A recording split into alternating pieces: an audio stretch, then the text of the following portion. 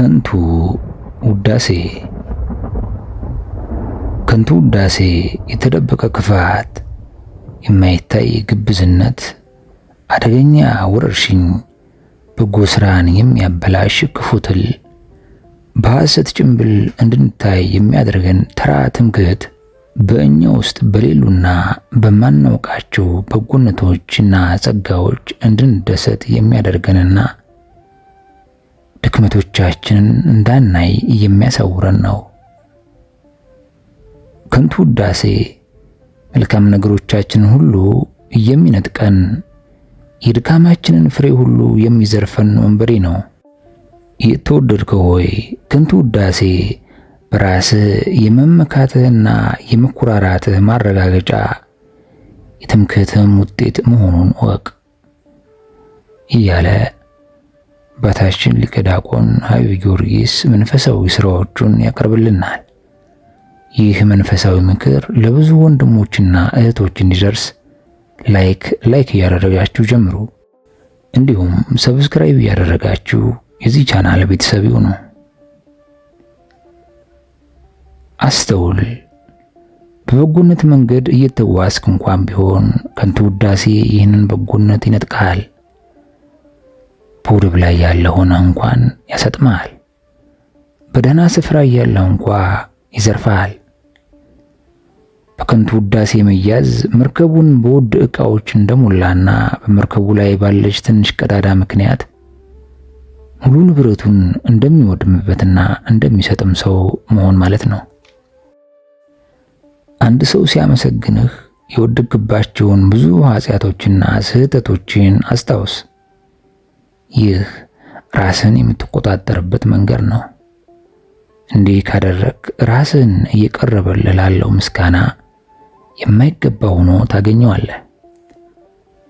በጎ ስራ የሰው ምስጋናና ይሁንታ እንደማይፈልገው አስታውስ። ምክንያቱም ከንቱ ውዳሴ የእውነት ጠላት፣ የተራ ፍላጎት ማስፈጸሚያ፣ የግብዝነት ጓደኛ፣ ሰዎችን የከበሬታ ስፍራና የከበሬታ ወንበርን እንዲፈልጉ የሚገፋፋ ነው። ከንቱ ውዳሴ ተናካሽ አውሬ ነው። በውስጡ የተቀመጡትን መልካም ነገሮች ጠብቆ ለማቆየት የማይችል የተሰበረ መርከብ ነው። የከንቱ ውዳሴ ባለቤት የሆነ ሰው ስራው እንደ ጢስ የሚተን እንደ አየርም ተኖ የሚቀር ነው። የከንቱ ውዳሴን መግቢያ ቀዳዳ እወቅ።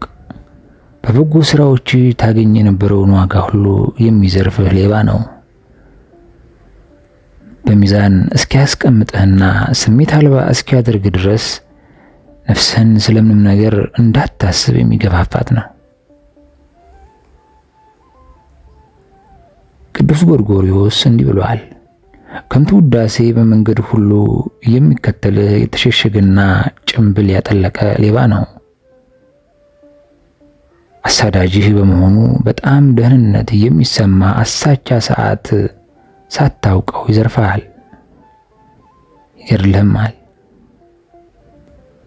ታላቁ ቅዱስ ባስልዮስ ደግሞ ወዳጅ መሳይ ጠላታችን ነውና ሀብቶቻችንን ደስ በሚል መንገድ ይነጥቀናል ብሏል። ውዳሴ ከንቱ። እግዚአብሔር በመልካም ስራዎች ካስጌጠህ በከንቱ ውዳሴ አትጣው ወይም አታበላሸው። በብዙ ጥረትና ትጋትህ ያገኘውን ጽድቅ ያጣ አሳዛኝ ድሃ ትሆናለህ። ንጉሥ ሰለሞን እንዳለው ነፋስን እንደመከተል ይሆንብሃል። ሁሉን ነገር ለእግዚአብሔር ክብር በማድረግ ይህንን በሽታ አክመው። የምትሰራው ስራ ዓላማ እግዚአብሔርን ከፍ ለማድረግና ደስ ለማሰኘት ይሁን። ይህች እኔ በጉልበቴ ብርታት ለግርማዬ ክብር የመንግስት መኖሪያ እንድትሆን ያሰራኋት ታላቂቱ ባቢሎን አይደለችምን እንዳለው እንደ ናቡከደነጾር ትዕቢተኛ አትሁን። ይልቅስ አንበሳ ገድሎ ለእናትና አባቱ እንዳልተናገረው እንደ ሶምሶን ሁን። ሰው ሲያመሰግንህ ስትሰማ ለእርሱ ብቻ ክብርን ልንሰጠው ለሚገባ ለእግዚአብሔር ክብር ስጥ። የሳሙኤል እናት ሐና እንዲህ አለች፣ አትታበዩ፣ በኩራትም አትናገሩ፣ እግዚአብሔር አዋቂ ነውና እግዚአብሔርም ሥራውን የሚመዝን ነውና ከአፋችሁ የኩራት ነገር አይውጣ። ከሕዝቡ መኳንንት ጋር ያስቀምጣቸው ዘንድ የክብሩን ዙፋን ያወርሳቸው ዘንድ ችግረኛውን ከመሬት ያስነሳል፣ ምስኪኑንም ከጉድፍ ያስነሳል አለች። አንደኛ ሳሙኤል ምዕራፍ 2 ከቁጥር 3 እስከ 8። ከከንቱ ውዳሴ የሚፈውስህ ወይም የሚጠብቅህ መድኃኒት ትፈልጋለህን? ከሠራው ሥራዎች ሁሉ በላይ የሆነውን የእግዚአብሔርን ክብር በመመልከት ላይ አተኩር። ትኩረትህ የጠራ በሆነ መጠን ያንተ ሥራ በእግዚአብሔር ፊት የማይጠቅም ሆኖ ታገኘዋለህ። የሰውነት መብራት ዓይንህ ናት። ዓይንህ እንግዲህ ጤናማ ብትሆን ሰውነትህ ሁሉ ብሩህ ይሆናል። ዓይንህ ግን ታማሚ ብትሆን ሰውነትህ ሁሉ የጨለመ ይሆናል። ማቴዎስ 6 ከቁጥር 22 እስከ 23። ከዓለም ክብርን ሊያገኙ የሚሹ ሁሉ የእግዚአብሔር የሆነውን ክብር የሚሰርቅ እንደ ዲያብሎስ ናቸው። ስለዚህ ሁልጊዜ ለእግዚአብሔር ክብርን መስጠትን አትዘንጋ። እንደተጻፈ ብቻውን አምላክ ለሚሆን ለማይጠፋ ለማይታየውም ለዘመናት ንጉሥ ምስጋናና ክብር እስከ ዘላለም ድረስ ይሁን፣ አሜን። አንደኛ ጢሞቴዎስ 1 ከቁጥር 16። እኔ እግዚአብሔር ነኝ፣ ስሜ ይህ ነው፣ ክብሬን ለሌላ አልሰጥም። ኢሳይያስ 42 ከቁጥር 8። ለእኛ አይደለም አቤቱ ለእኛ አይደለም፣ ነገር ግን ለስምህ ስለ ምሕረትህ ስለ እውነትህ ምስጋና ስጥ። መዝሙር 115 ከቁጥር 1። እንግዲህ የምትበሉ ወይም የምትጠጡ ብትሆኑ ወይም ማናቸውም ነገር ብታደርጉ ሁሉን ለእግዚአብሔር ክብር አድርጉት። ማንም ሰው የሚናገር ቢሆን እንደ እግዚአብሔር ቃል ይናገር፣ የሚያገለግልም ቢሆን እግዚአብሔር በሚሰጠኝ ኃይል ነው ብሎ ያገልግል። ክብርና ስልጣን እስከ ዘላለም ድረስ ለእርሱ በሆነው በኢየሱስ ክርስቶስ በኩል እግዚአብሔር በነገር ሁሉ ይክበር። ስለዚህ ሰዎችን ረድተህ ተንከባክበህ ወይም አገልግለህ ከሆነ ወይም መልካም ነገር አድርገህላቸው ከሆነ ሁሉንም ለእግዚአብሔር ክብር አድርገው፣ ለሰው ሳይሆን ለጌታ። ራስን ማመስገን አይገባም። ሌላ ያመስግንህ እንጂ አፍ አይደለም፣ ባዕድ ሰው እንጂ ከንፈርህ አይደለም። ብዙ ማር መብላት መልካም አይደለም፣ እንዲሁም የራስን ክብር መፈላለግ አያስከብርም። ድክመቶቹን ሳይገልጽ ስለ መልካም ስራዎቹ የሚኮራና ምስጋናን የሚቀበል ሰው ንጹሕ የሆነውን ደሙን እያፈሰሰ የተበከለውን ደም በሰውነቱ የሚያቆይ ሰውን ይመስላል። ለራስህ ክብርን ለመስጠት ራስህን የምታመሰግን ሆይ በጎ ስራዎችን በማሳወቅ ሰዎች የበለጠ የሚወዱህ ይመስላልን? እኔ ግን የምነግርህ ዜና አለኝ። ራስህን ከፍ ከፍ በማድረግህ ምክንያት ሰዎች ይንቁሃል፣ ያቃልሉሃል። ጤነኛ ነህ ብለው ካሰቡ ደግሞ እንዳልበሰልክና እምነት የሚጣልበት ሰው እንዳልሆንክም አድርገው ይገምቱሃል። ስለዚህ በጎ ስራህን ደብቅ፣ የደጉ ሳምራዊ ተግባራቶችህን ሁሉ ሸፍናቸው። ከሌሎች የተሻልክ እንደሆንክ ለማሳወቅና ፍንጭ ለመስጠት አንዲትም ቃል አትናገር። ምክንያቱም በእግዚአብሔርና በሰዎች ፊት ልትኩራራ አይገባህምና እንደተጻፈው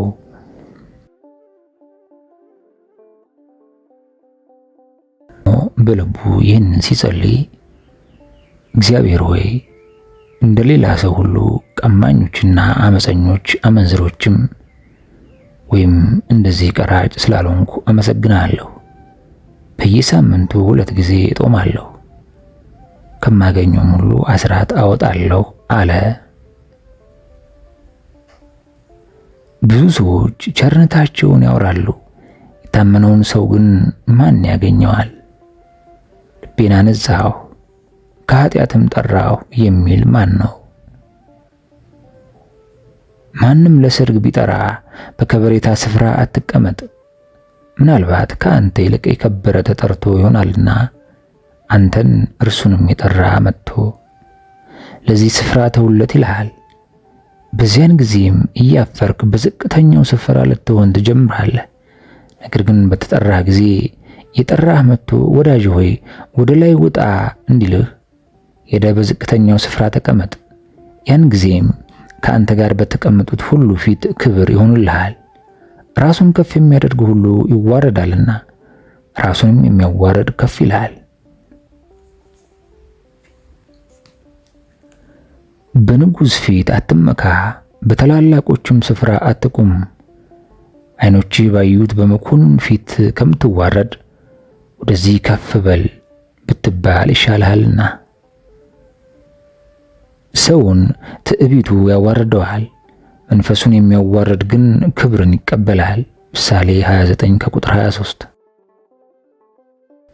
በማንነትህ አትታበይ፣ በማንነትህ ወይም በከበሩ ቤተሰቦችህ ወይም ዘር ማንዘሮችህ አትታበይ።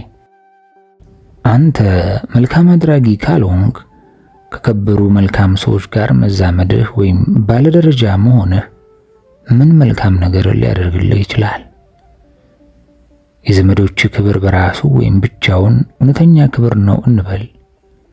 የቅድመ አያቶችህና የመሰረቶችህን ክብራቸውን ማየት ትፈልጋለህን? መቃብራቸውን ክፈት፣ የአጥንቶቻቸውንም ቅሪቶች ስብርባሪዎች ታገኛለህ። ይህስ ያኮራህ ይሆን? ጻድቁ ኢዮብ እንዲህ ብሏል፣ ተስፋ ባደርግ ሲኦል ቤቴ ናት፣ ምንጣፌንም በጨለማ ዘርግቻለሁ። መበስበስን አንተ አባቴ ነህ ትልንም አንቺ እናቴ እህቴም ነሽ ብያለሁ። ከባለጸጎች የተከበሩና ከዝነኞች ቤተሰብ ተገኝተ ተስፋ ቢስ የመልካምነትና የሥነ ምግባር ድሃ ከምትሆን ይልቅ የተራ ሰው የልጅ ልጅ የድሃም ሰው ልጅ ሆነህ ጻድቅና መልካም ሰው ብትሆን ይሻልሃል። ቤተሰቦች የከበሩና ትልቅ ደረጃ ላይ ያሉ ሆነው አንተ ክፉና ወራዳ ከሆንክ ከዘመዶችህ ያገኘውን መሰረት እያፈረስክ ነው። ጻድቅ የሆነና ራሱን ቀስ በቀስ ለክብር ያበቃ ሰው ክብር አግኝቶ ከሚያጣው ሰው ይሻላል። ይህንን ያገኘውን ክብር መጠበቅና ማቆየት ካልቻልክ የከበሩ ዘመዶች ምን ሊያደርጉልህ ይችላሉ? በዘመድ አዝማድ መመካት አንድ ነገርን ያረጋግጣል። አንተ ምስኪን፣ ችግረኛና ድሃ መሆንህን፣ ያንተ ያልሆነውን የሌሎችን ንብረት ለመጠቀም እንደምትፈልግ፣ እርቃንህን የሆንክና የሌሎችን ልብስ ለብሰህ ማጌጥ የምትፈልግ መሆንህን የሚያሳይ ነው። በዚህ ትጠቀማለህ በሚለው ነገር እጠራጠራለሁ። ምክንያቱም የተዋስከው ነገር ያንተ አይደለምና። አንተን የሚመስሉ ሰዎች የሌሎችን በጎነት የሚያሳዩና የራሳቸውን ስህተት የሚያውጁ ናቸው። ያንተ ክብር በመልካምነት እንጂ በዘሮች በስራ እንጂ በዝምድና አይደለም። አይሁድ የአብርሃም ዘርና ዘመዶች በመሆናቸው ሲኮሩ መድኃኔዓለም እንዲህ አላቸው። ኢየሱስም የአብርሃም ልጆች ብትሆኑ የአብርሃምን ሥራ ባደረጋችሁ ነበር። አንተም ከከበሩ ወገኖች ጋር መታሰብ ከፈለግ ለእነርሱ ደረጃና ክብር የሚመጥን ነገር በማድረግ ስማቸውን ጠብቅ። የእነርሱን ጎዳና ተከተል፣ በመንገዳቸውም ላይ ሂድ። ዳዊት ከድሆች ወገን ነበር። በጎነቱና ጻድቅነቱ ግን ከፍ ያሉ ክብርን ይገነቡለት ስለነበር የከበረ አደረጉት። የነገሥታት ልጅ የነበረው ክፉ ንጉሥ አክዓብስ ምን አደረገ? እርሱ በኤልያስ ዘመን የሰሜናዊው የእስራኤል ግዛት ንጉሥ ነበር። የናቡቴን ርስት ቀምቶት ለመግደሉ ምክንያት የሆነችውን ሲዶናዊቷን ልዕልት ኤልዛቤልን አገባ። በጭቃ እስከተበከለ ድረስ ከቱቦ ንጹሕ ሆኖ የተለቀቀ ውሃ ምን ይጠቅማል? ኢየሩሳሌምን ሲገስጽ ነቢዩ ሕዝቅኤል እንዲህ አለ። አባትሽ አሞራዊ ነበር፣ እናትሽም ኬጢያዊት ነበረች። አምሮታቸውንና ፍትወታቸውን ስትከተሉ እንጂ በዘሮቻቸው እንዳልሆነም ነገራቸው። ሌሎቹን ከድሃ ወይም ከዝቅተኛ ደረጃ ካለው ቤተሰብ በመገኘታቸው እየናክ ከከበሩ ሰዎች ወገን በመሆን አትመካ። ሁላችን ከአንድ አባት አይደለንምን? እርሱ ክቡር ከሆነ ሁላችንም የከበርን፣ እርሱ ምስኪን ከሆነም እኛም እንዲሁ እንሆን ነበር። የሰማያዊው ንጉሥ የእግዚአብሔር ልጆች በመሆናችን ምክንያት የከበርንን፣ በፍቅርም ወደ እርሱ አባታችን ሆይ ብለን እንጠራለን። ለአንዳችን ሳይሆን ለሁላችንም አባት ነው። የከበሩ ዘሮቼ ነኝ ካልክ ግን እናንተ ከአባታችሁ ከዲያብሎስ ናችሁ፣ የአባታችሁንም ምኞት ልታደርጉ ትወዳላችሁ ከተባሉት ትሆናለህ። ከድሃ ወላጆች መገኘት ለአንድ ሰው ጎስቋላነት ምክንያት ሊሆን አይችልም። ምክንያቱም ማንም ሰው የሚወለድበትን ቤተሰብ መርጦ ሊወለድ አይችልም። ስለዚህ እንዲህ ያለውን ሰው በጎና ጻድቅ መሆኑን አስበህ አትናቀው። አክብረው፣ እንደ ራስህ አድርገህ ቁጠረው። ንጉሥ፣ ባለስልጣንና ባለጸጋ ብትሆንም ሰው መሆንህን እወቅ። ድሃውም ሰው ልክ እንዳንተ ያለ ሰው ነው። ደስ ከሚያሰኙ ስዕሎችና ከሚጠፉት ነገሮች በቀር እንደ አንተ ነው። እግዚአብሔር ሳኦልን ከታናሽ የእስራኤል ጎሳዎች ለእስራኤል ንጉሥ አድርጎ መርጦታል። የጋለሞታይቱ ልጅ የነበረው ገለአዳዊውን ዮፍታሔንም እስራኤልን እንዲመራና ከአሞናውያን እጅ እንዲያድነው መርጦታል። እንዲሁም መድኃኒታችን ኢየሱስ ክርስቶስ ደቀ መዛሙርቱን የመረጠው ከልዑሳን ከከበሩ ሰዎች መካከል ሳይሆን ከአሳ አጥማጅነት ካልተማሩ ሰዎችና ምስኪኖች መካከል ነው። ጠቢባንና ባለጸጎችን አልመረጠም። በኃይልና በጥንካሬ አትታበይ።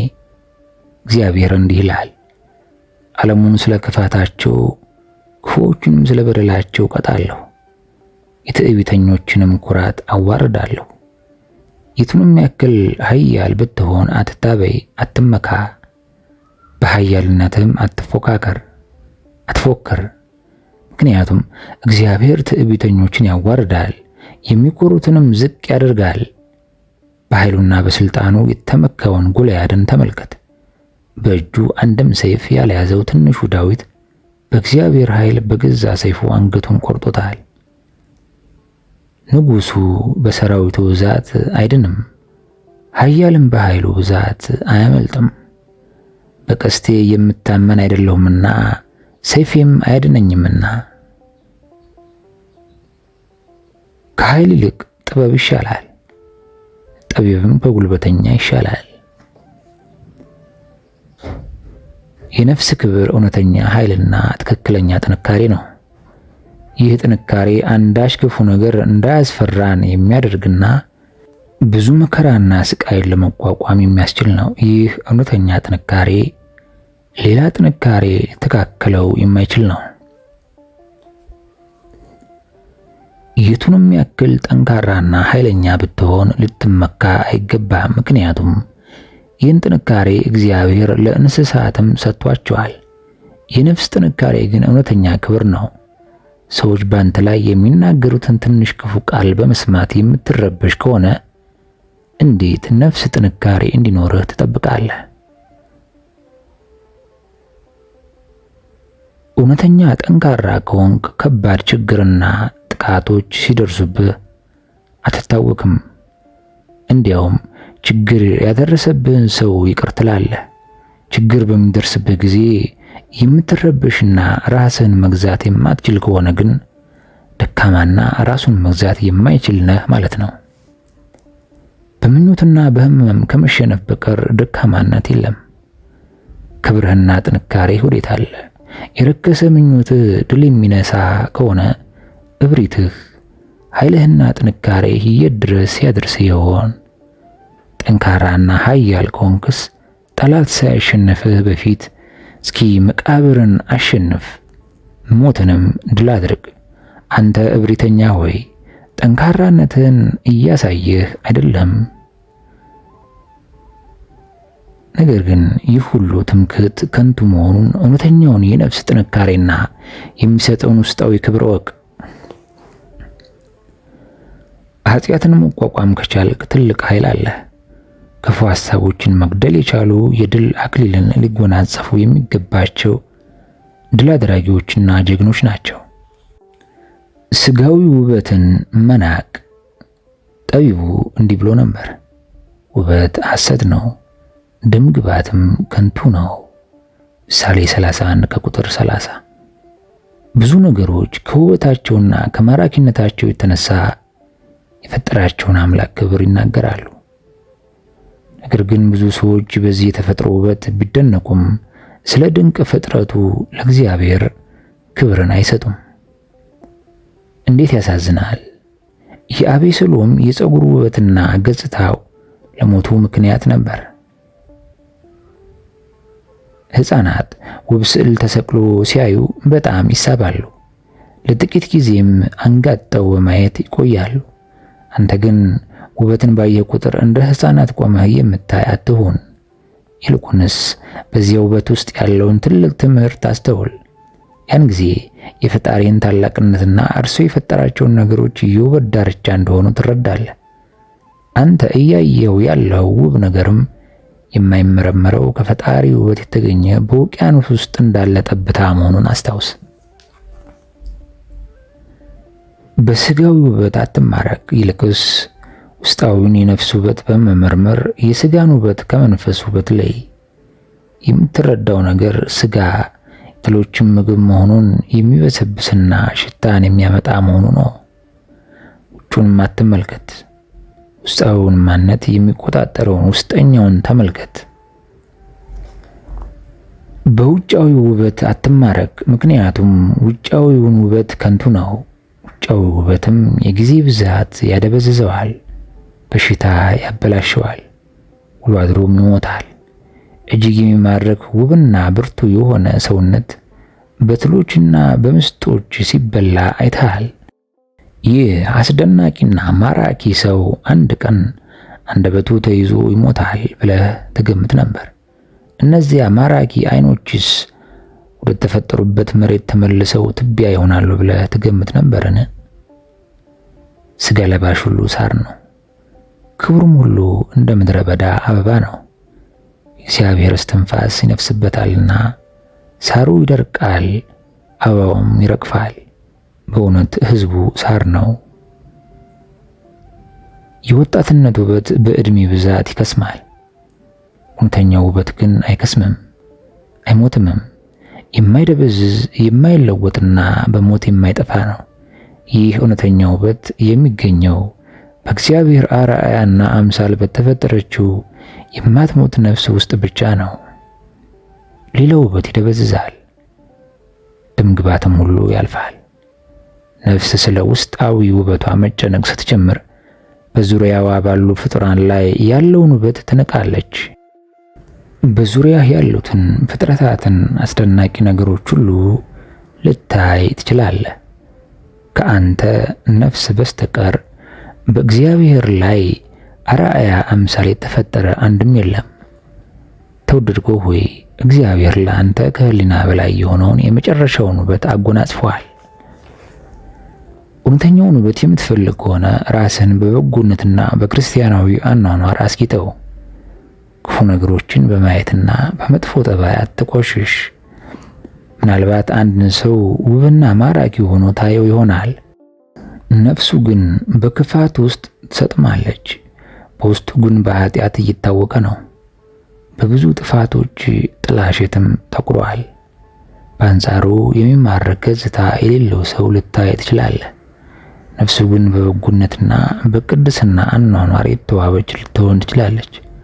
ስለዚህ እባክህን ሁልጊዜ ውስጣዊ ማንነትን መርምር እንጂ ውጫዊ ውበትን አትመልከት ይላል።